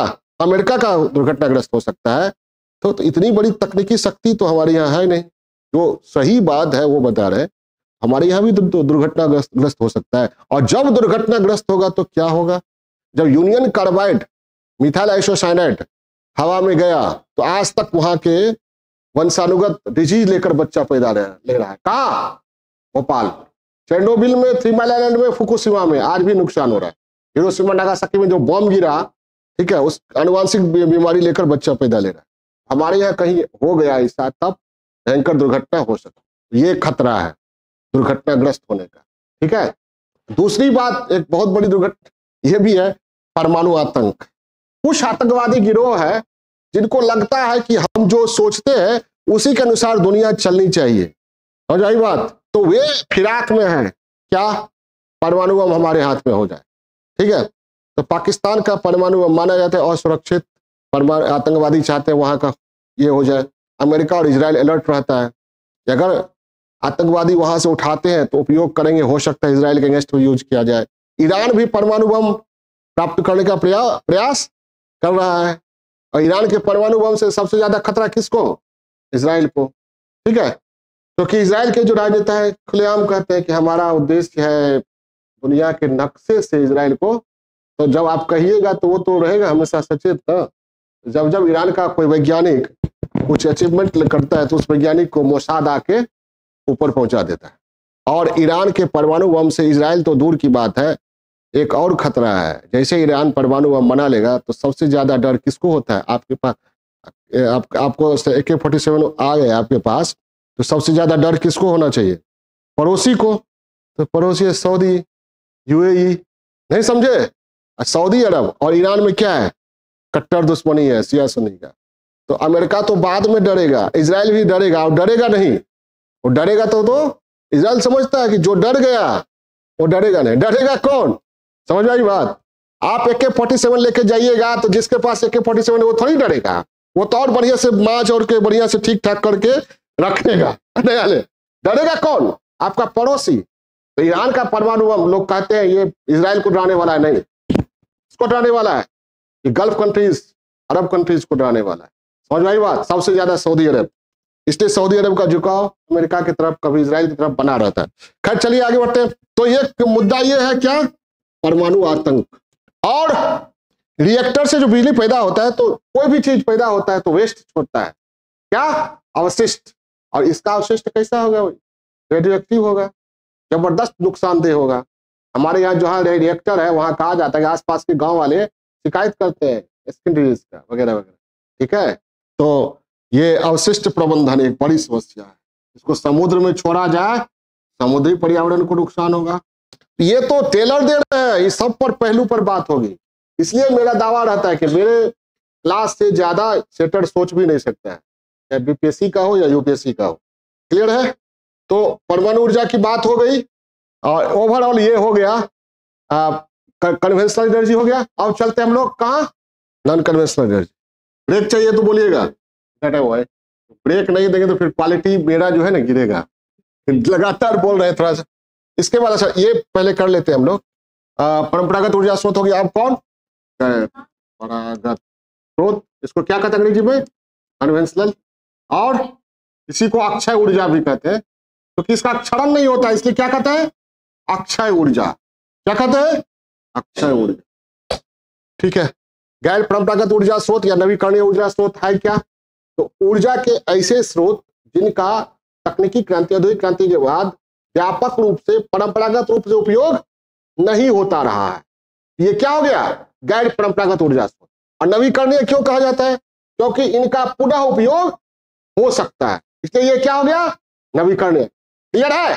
क्या है समझ गए ना? क्या है मतलब परिभाषा समझ गए? कोई दिक्कत है? अब परमाणु ये अब इसमें कौन कौन है? प्रकार, स्रोत, ये पढ़ेंगे। प्रकार में कौन कौन है? सबसे बड़ा हमारा भगवान सूर्य। हम बिहारी बहुत अच्छे तरह से समझते हैं कि भगवान जो है कितना महत्वपूर्ण है। बगैर इनके धरती पर कुछ। सौर ऊर्जा 3 तरह की से इसका इस्तेमाल करते हैं हम लोग। एक है ये सौर तापन, ठीक है, सौर विद्युत, फोटोवोल्टेइक सेल से सोलर एनर्जी को विद्युत ऊर्जा में, इलेक्ट्रिक एनर्जी में तब्दील करते हैं। एक है सोलर पॉन्ड, सौर तालाब, इसके बारे में हम लोग पढ़ेंगे। फिर पवन की गतिज ऊर्जा का उपयोग करके बिजली पैदा करना या सिंचाई आदि में पवन ऊर्जा। सौर ऊर्जा के लिए आदर्श स्थिति हमारे देश में नहीं, अरे भारत उष्णकटिबंधीय प्रदेश में आता है और यहाँ वर्ष में 300 दिन धूप होती है, ठीक है। तो सौर ऊर्जा हमारे लिए बहुत इंपॉर्टेंट है। और सौर ऊर्जा में हम लोग काफी आगे बढ़ गए हैं। भारत ने फ्रांस के साथ मिलकर 2015 में इंटरनेशनल सोलर अलायंस का गठन किया था, जिसमें अभी लगभग 100 से ज्यादा देश है शामिल है। इसका हेडक्वार्टर कहाँ है? गुरुग्राम। ये भारत, ये पहला मामला है, पहला वाकया है, या पहली बार ऐसा हुआ है कि इंटरनेशनल इंटरगवर्नमेंटल ऑर्गेनाइजेशन का मुख्यालय भारत में, ठीक है। नाम क्या है? International solar alliance. तो सौर ऊर्जा के क्षेत्र में उसी तरह पूरे भारत, पूरे विश्व को एक ग्रिड से जोड़ने के लिए one sun one world one grid project पर भी हम लोग काम कर रहे हैं। बिहार में देखिएगा जो झील क्षेत्र है, झील बिहार में है ना, बड़ा बड़ा झील है, तो वहां पर सरकार, बिहार सरकार प्रयास कर रही है वो सोलर प्लेट लगाने की, ठीक है, ताकि सोलर एनर्जी प्राप्त किया जाए। पवन ऊर्जा, पवन ऊर्जा प्राप्त करने के लिए 23 मीटर प्रति सेकंड पवन की गति चाहिए। पवन की गतिज ऊर्जा का उपयोग विद्युत ऊर्जा या और चीज में किया जा सकता है। पवन ऊर्जा के दृष्टिकोण से हमारे यहाँ पवन ऊर्जा यूजफुल है कहाँ का? 3 ओर से तो तटीय क्षेत्र है जहाँ हवा खूब चलती है, पर्वतीय क्षेत्र है, ठीक है, और सामान्य जहाँ जो ना तो पर्वतीय या ना तटीय, वहां भी हवा की गति ठीक ठाक रहती है। तकनीकी का उपयोग करके हम लोग पवन ऊर्जा का उत्पादन कर सकते हैं और हम लोग कर भी रहे हैं। पवन ऊर्जा के क्षेत्र में भी भारत अग्रणी देशों में एक है, सोलर एनर्जी के क्षेत्र में भी अग्रणी देशों में एक है, ठीक है। और सबसे ज्यादा पशु पूरे हिंदुस्तान में, पूरे वर्ल्ड में कहा? पशु के गोबर से क्या? बायोगैस। गोबर को इकट्ठा करके उसका फर्मेंटेशन के द्वारा मीथेन प्रोड्यूस किया जाता है और उसका इस्तेमाल किया जाता है।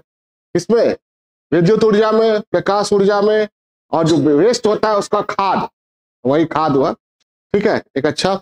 तो ये बायोगैस, और इस बार ये मैंने कहा भी शुरुआत में ही कि बायोगैस पर आधारित 4 व्हीलर लॉन्च करने जा रही है सुजुकी, टाटा और बजाज 2 व्हीलर लॉन्च करने जा रही है। एक बहुत महत्वपूर्ण बात होगी बायोगैस के क्षेत्र में, ठीक है। लगभग कचरा के क्षेत्र में लगभग सबसे ज्यादा कचरा हम ही लोग प्रोड्यूस करते हैं।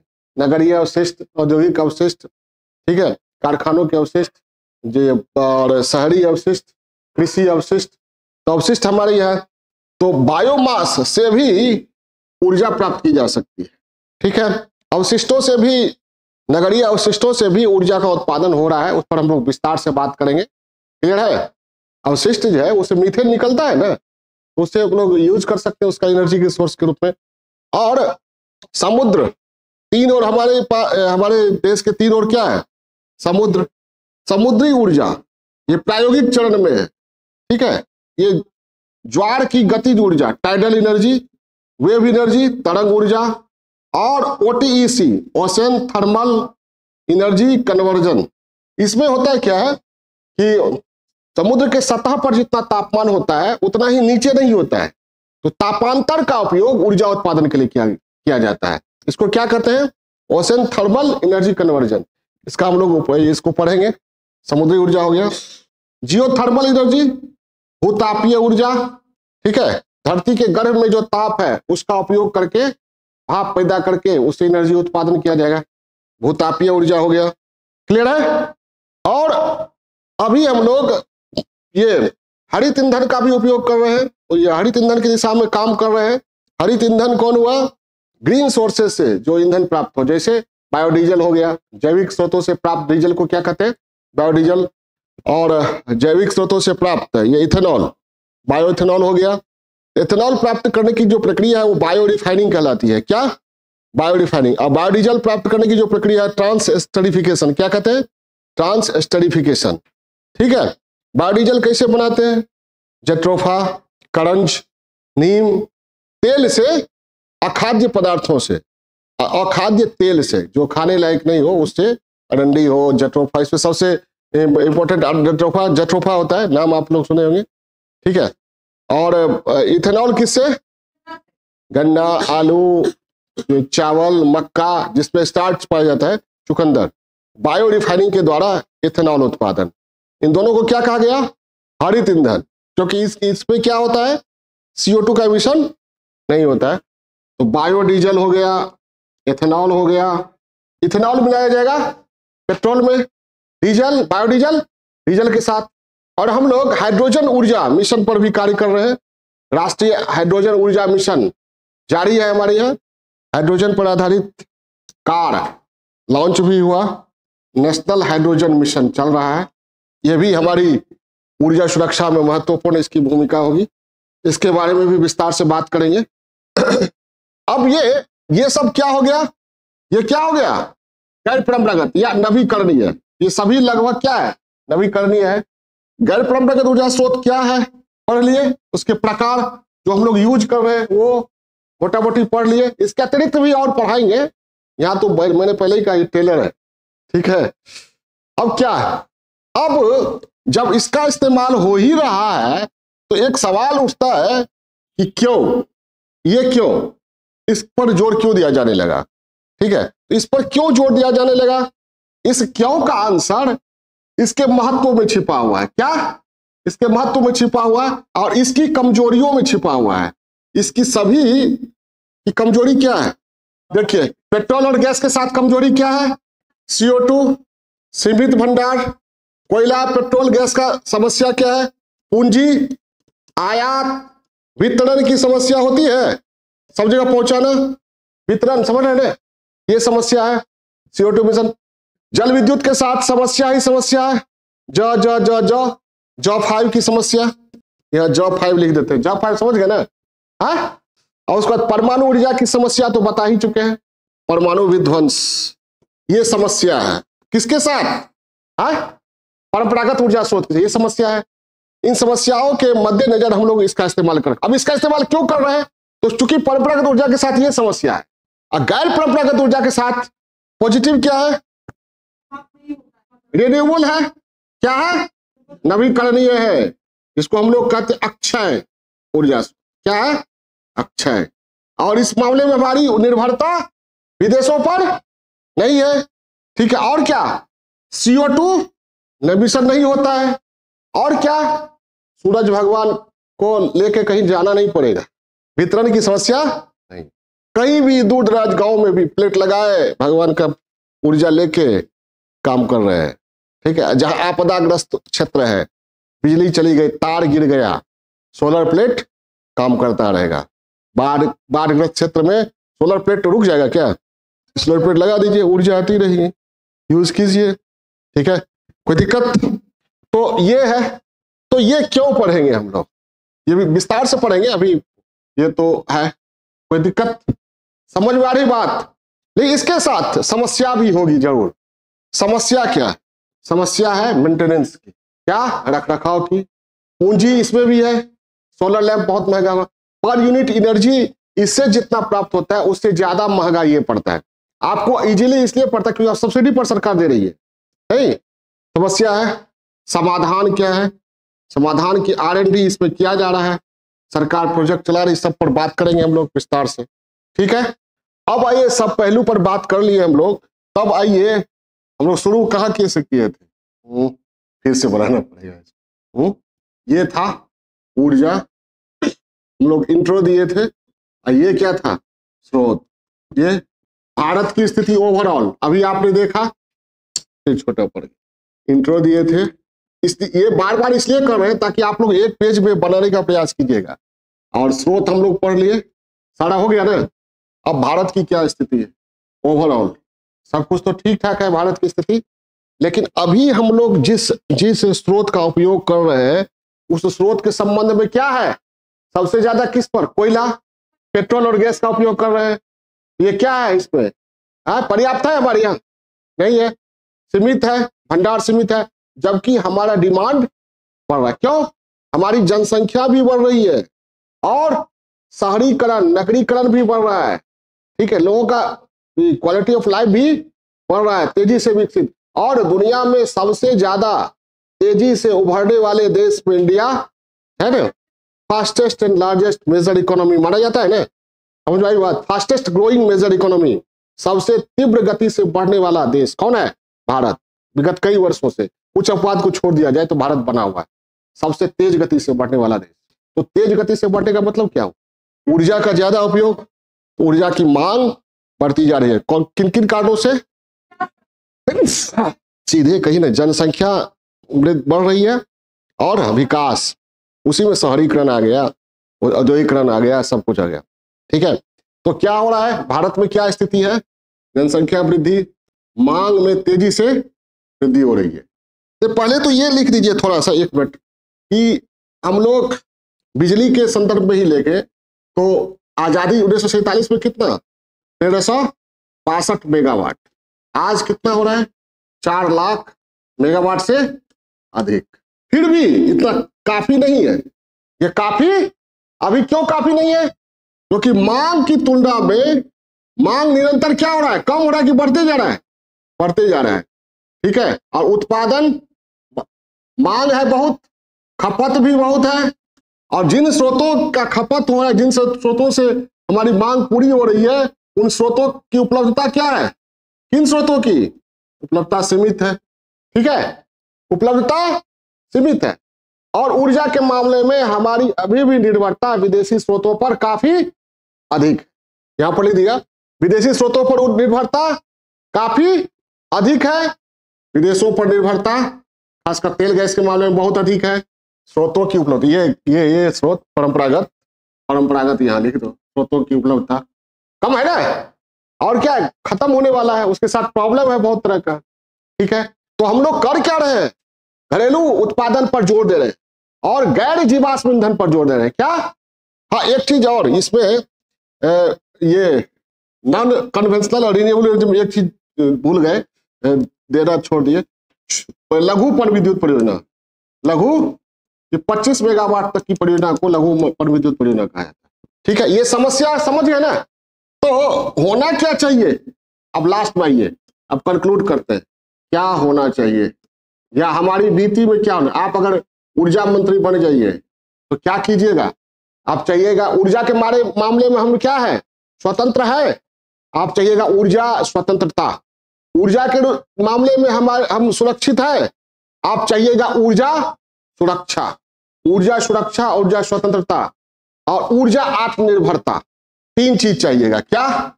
ऊर्जा सुरक्षा, ऊर्जा स्वतंत्रता, ऊर्जा आत्मनिर्भरता। ये तीनों लगभग एक जैसा है, लेकिन थोड़ा थोड़ा अंतर है। ऊर्जा सुरक्षा का मतलब क्या हुआ कि जितनी डिमांड हमारे यहाँ है उतनी आपूर्ति किसी भी स्रोत से हो गया और हमारा रिजर्व भी है, तो ये क्या हुआ? ऊर्जा सुरक्षा। लेकिन मांग की पूर्ति होने की इसका मतलब ये गारंटी नहीं है कि वो अपने ही स्रोत से हुई है, दूसरे पर निर्भरता। तो ऊर्जा सुरक्षा होना ये गारंटी नहीं है कि ऊर्जा स्वतंत्रता भी हासिल है। अगर ऊर्जा स्वतंत्रता भी है, ठीक है, तो ऊर्जा आत्मनिर्भरता दोनों अलग चीज है। ऊर्जा स्वतंत्रता का मतलब ये हुआ कि आप जैसे हमारे यहाँ ऊर्जा, जैसे ONGC कहीं जाके तेल का कुआं खोद लिया तो उसमें हमारी भागीदारी रहेगी, वो हमारे से ये अलग नहीं हो सकता। मतलब सूडान में हम लोग तेल खोद रहे हैं, तेल का कुआं ONGC कर रही है, तो वो तेल आपूर्ति बना रहेगा ना। अगर वो पीछे हटेगी वहां की सरकार तो हम अपना टेक्नोलॉजी, ह्यूमन रिसोर्स लेकर चले आएंगे, उनको नुकसान होगा। समझ में आ रही बात? ठीक है, तो ये ऊर्जा स्वतंत्रता हो गई। इस तरह हम कूटनीतिक पहल करें, इस तरह के प्रयास करें कि जो तेल उत्पादक देश है या तेल संपन्न देश है वो हमारी टेक्नोलॉजी पर, हमारे पैसे पर निर्भर हो जाए, हमारी रणनीति पर निर्भर हो जाए। नहीं समझे? तो स्वतंत्र हो गए लेकिन आत्मनिर्भर नहीं हुए। आत्मनिर्भर का मतलब क्या हुआ? अपने ही घरेलू स्रोतों से ऊर्जा के मांग की सतत आपूर्ति, ये क्या हो गया? ऊर्जा आत्मनिर्भरता। तो इन तीनों के संबंध में आप सुझाव क्या दीजिएगा कि नॉन कन्वेंशनल एनर्जी, इसके लिए तो कहीं जाना नहीं पड़ेगा, इसके अधिक से अधिक उपयोग को बढ़ावा दिया जाए, इस क्षेत्र में उत्पादन को बढ़ावा दिया जाए, इस क्षेत्र में शोध एवं अनुसंधान को बढ़ावा दिया जाए। और क्या कहिएगा कि भैया जो ऊर्जा है ना, बचत बहुत बड़ी चीज है, बचत को बढ़ाई। इसलिए हमारे प्रधानमंत्री क्या उजाला लाए, उजाला क्या है? क्यों? बचत है। ठीक है, बचत पर जोर देने की पॉलिसी अपनाइएगा और बचत पर जोर देने के लिए क्या कीजिएगा? बचत से जुड़ी परियोजनाएं चलाइएगा, जैसे हमारे उजाला चल रहा है। ठीक है, और ये नॉन कन्वेंशनल एनर्जी, सौर ऊर्जा चल रहा है, सोलर एनर्जी के पर आधारित ये कार्यक्रम चल रहे हैं। कौन कौन कार्यक्रम है बताइए तो कुछ आ जाए। नाम सुने? अटल ज्योति योजना, ठीक है, PM कुसुम, किसानों के लिए सोलर पंप सेट, ठीक, और भी बहुत सारे, इंटरनेशनल सोलर अलायंस मैंने कहा ही। तो इसी तरह विंड एनर्जी के क्षेत्र में भी हो रहा है, बायोगैस के क्षेत्र में, बायोमास के क्षेत्र में, सब कुछ के क्षेत्र में हो रहा है। और इथेनॉल हम लोग E20 लॉन्च कर चुके हैं।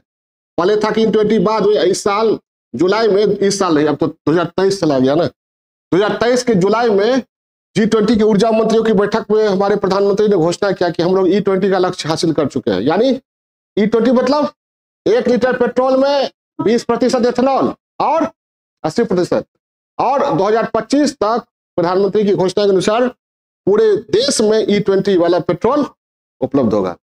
इसको कहते हैं इथेनॉल ब्लेंडिंग। क्या कहते हैं? इथेनॉल ब्लेंडिंग, याद रहेगा ना। ऐसी को इस ईंधन को कहते हैं फ्लेक्स फ्यूल। क्या कहते हैं? Flex fuel. याद रहेगा ना? क्लियर है? नहीं याद रहेगा? ठीक है, हमको याद कर लीजिए, याद आ जाएगा। ठीक, चलिए E20 हो गया, ये हम लोग कर रहे हैं बड़ा काम। उसके बाद हम लोग क्या कर रहे हैं? नेशनल हाइड्रोजन मिशन चला रहे हैं, ये सब कर रहे हैं। तो नीति यही होनी चाहिए इसमें। परमाणु ऊर्जा वो भी दे सकते हैं, परमाणु ऊर्जा, क्योंकि ITR जो है, ये ITR बताया था ना मैंने, उससे क्या होगा? ऊर्जा की जो का संकट है वो सदा के लिए समाप्त हो जाएगा। तो ITR में भागीदारी का लाभ उठाया जाए। और जो ऊर्जा सुरक्षा के दृष्टिकोण से जो देश हमारे लिए महत्वपूर्ण, जैसे एशिया, पश्चिम एशियाई देश है, गल्फ कंट्रीज वाले देश है, अरब कंट्रीज है, या तेल का अच्छा खासा उत्पादन रशिया भी करता है। इस साल क्या हुआ 2023 में, मैंने एक वीडियो भी बनाया था कि हम लोग सबसे ज्यादा तेल बेचने वाले, जबकि तेल है नहीं हमारे पास, लेकिन सबसे ज्यादा तेल बेचने वाले देशों में शामिल हो गए। अब बड़े बड़े देश को भी पीछे छोड़ दिया, सऊदीया को भी पीछे छोड़ दिया। क्यों? क्रूड ऑयल मंगा लिए हम लोग, कहां से? रशिया से। रशिया का तेल कोई खरीद नहीं रहा था, अमेरिका यूरोप, उसके बाद बचा हुआ था। हमने दोस्ती निभाई और हमें फायदा भी हुआ, तो तेल खरीदे, अमेरिका और यूरोप की परवाह किए बगैर तेल खरीदा हमने, क्रूड ऑयल, और उसको क्या किए? रिफाइन करके बेचना शुरू कर दी। जबरदस्त मुनाफा हमारी तेल कंपनियों ने कमाया। ठीक है, इस साल शायद रशिया ने ये कर दिया है, देखिए क्या होता है। तो रिफाइनिंग पावर बहुत अच्छी है हमारे यहाँ रिफाइनिंग पावर बहुत अच्छी है। बिहार में है रिफाइनरी, तो रिफाइनिंग ये कैपेसिटी हमारी ठीक ठाक है। तो हम लोग क्या करें? ऊर्जा कूटनीति किसको कहते हैं? यही ऐसे देश जो हमारे लिए ऊर्जा सुरक्षा के दृष्टिकोण से महत्वपूर्ण है, उन देशों से कूटनीतिक संबंध बेहतर बनाए रखना। ठीक है, क्लियर है? इसको क्या कहते हैं? ऊर्जा कूटनीति। तो ये सारे पहलू थे ऊर्जा के। अब कोई सवाल आप लोगों के मन में? इससे ज्यादा ऊर्जा पर कोई क्वेश्चन नहीं बनेगा। कोई क्वेश्चन बनेगा तो वही कोई नई परियोजना, नया कार्यक्रम सरकार लागू करे, तो वो तो सरकार समझेगी। ठीक है, कौन नया कार्यक्रम लागू करेगी? कंसेप्चुअल जो कुछ हो सकता था, इससे ज्यादा कुछ भी नहीं हो सकता, ना BPSC के लिए, ना UPSC के लिए, ना PT के लिए, ना मेन के लिए। इसमें PT का भी बहुत सारा सवाल आया है, ना मेन के लिए। सफिशिएंट है, इनफ है। ठीक है, एसए में भी आ सकता है कभी भी, समझ में आई बात? एसए में भी पूछा जा सकता है। जैसे एसए में कैसे पूछा जा सकता है? हेलो, हाँ, क्या पूछा जा सकता है?